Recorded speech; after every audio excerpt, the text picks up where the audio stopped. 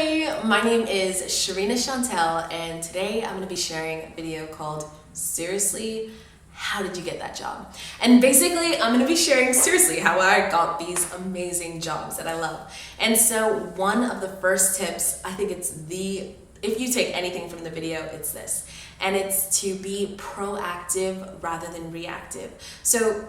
That part's not necessary. Just be proactive. So being proactive is not waiting for a job position to open up necessarily. But if you know what your dream job is, be proactive in approaching them. Let them know, your strengths and your skills and how you think it might be a benefit to them. Because a lot of great small businesses, especially businesses with a great, team culture, a lot of them are wanting to protect that culture. And so they're not going to try to appeal to a whole mass of people. They're wanting the right fit. So if you are proactive in approaching them, whether or not a job is available, they'll have you in mind when one is. And so that's a great way to, land your dream job.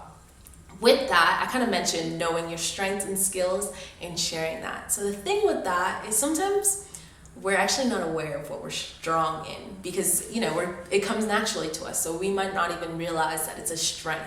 So a great way to figure out what your strengths are and how they can benefit others is Strength Finders. I love this assessment. Seriously, it's helped me so much in putting language around the things that come naturally to me and seeing, why I do and what strength it can add to, teams and work settings.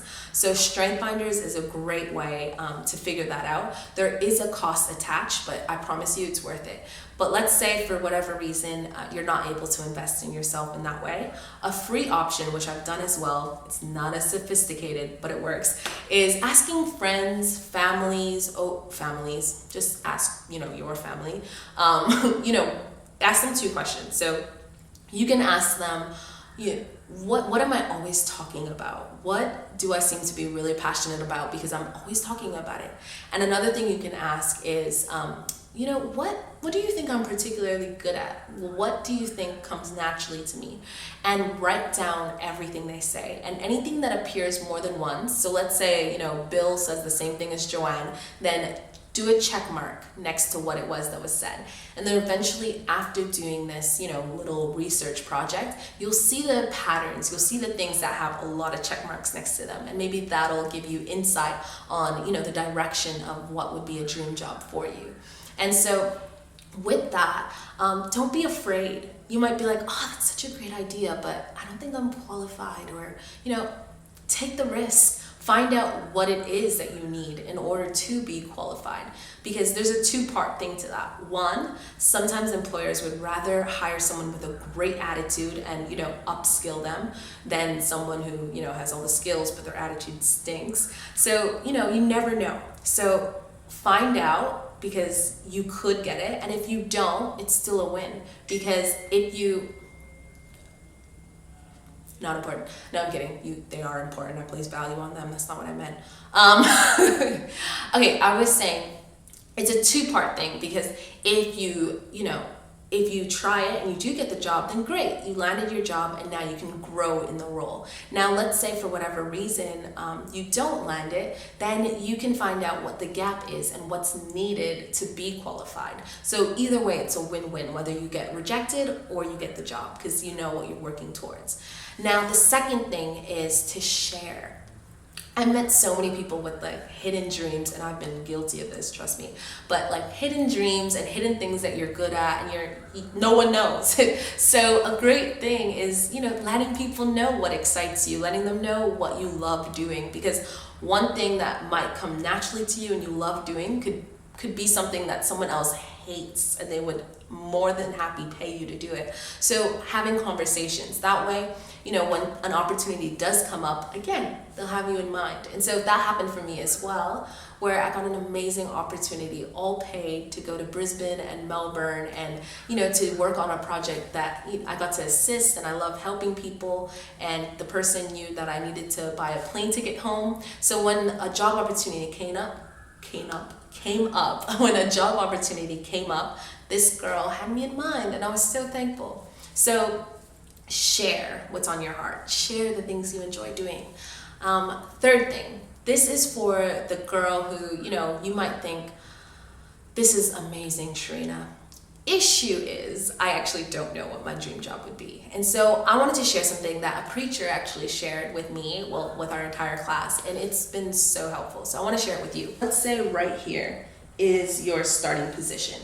Now, sometimes, we might be here, we just have an idea. Let's say your idea is to be a teacher, and we just jump and we say, okay, I'm going to study 3 years and get a degree in teaching, and now I'm going to be a teacher. But the problem with, sometimes taking such a huge investment and you're not even sure, is you get there and you realize, I don't even like kids, And so you feel like you wasted so much time because you invested so much of yourself, and now you feel stuck. And so a great way to kind of test drive, different inclinations that you might have is to find out what is the least amount of investment that I can make, still in line with what I want to do, and just test to see if this would actually work. So for example, rather than, dedicate 3 years of study and then realize that you don't actually like it, maybe you want to dedicate just a summer. And for a summer, you can, be a counselor at a kids camp. And maybe there you might figure out this kid thing isn't for me, right? But there's not that much of an investment there. Another thing could be maybe it's a product, that you're wanting to sell. So rather than, getting a huge business loan and then realizing that this isn't going to work and no one likes your product, maybe instead you can test it. So what's the lowest investment that you can make, still in line with where you want to go? That might be, inviting a few people over to your place to experience your product. And if that's successful, then great. The next maybe investment you can make is an online shop and test drive it. And then it's like, oh, that's working out well, it's selling, great. And then, you work your way to the end goal rather than make a huge investment and you're not even sure, and then you feel like you're wasting, your time. And so even with something as, simple as a YouTube video, I kind of did this. So rather than just, spend hours filming, I, asked on Facebook who would be interested in hearing option A or option B. And different people said option A. So here I am filming option A called Seriously, How Did You Get That Job? And so this works across the board with so many things, but hopefully this can also help with where it is that you ultimately want to end up in terms of your dream job. Because remember, it's so much more than just needing a paycheck. Find out what it is that drives you, what it is that you have to give.